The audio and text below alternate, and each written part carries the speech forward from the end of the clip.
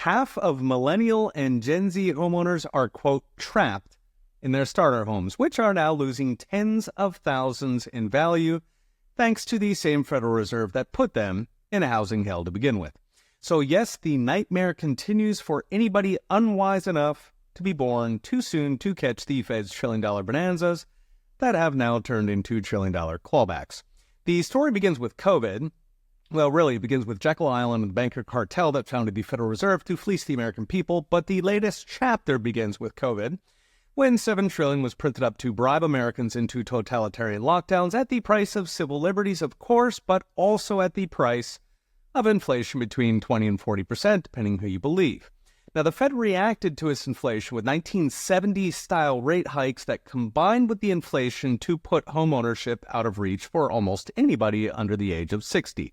Because the inflation made the house go up, and then the rates jacked the mortgage rate. That's when the fun started for the young. I've mentioned how the percent of young Americans living at home has returned to World War II levels.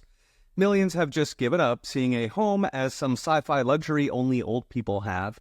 But there were apparently millennials who fought against all the odds. They scrimped and saved tens of thousands for inflated down payments and snagged themselves a house. Why did they do it? Probably because they saw what owning a home did for boomers and Gen X, and they wanted a lottery ticket on the Fed's money train. Alas, they got suckered because the Fed hikes have now savaged home prices.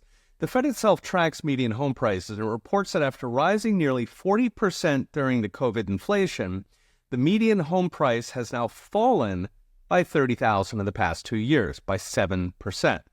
Keep in mind, inflation kept running, coming to 6% during those 2 years, that's the official number, meaning they actually lost closer to $50,000 in real terms on the median home. Now, $50,000 is a lot for a young person. Moreover, it puts them very close to being underwater on the house, meaning they owe more than the house is worth. That's a fascinating moment for banks because it's when people start walking away from their mortgages, writing off their $40,000 down payments and sticking the bank with a foreclosure. We saw that by the millions in 2008, and many are now getting close.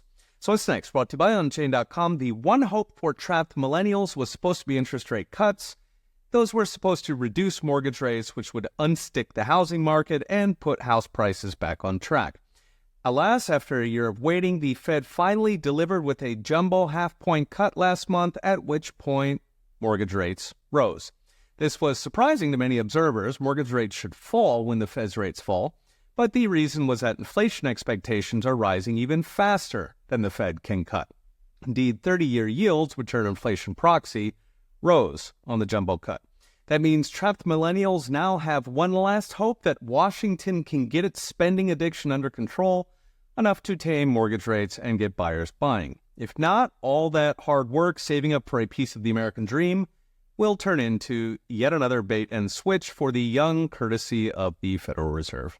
Okay, we'll be watching. See you next time.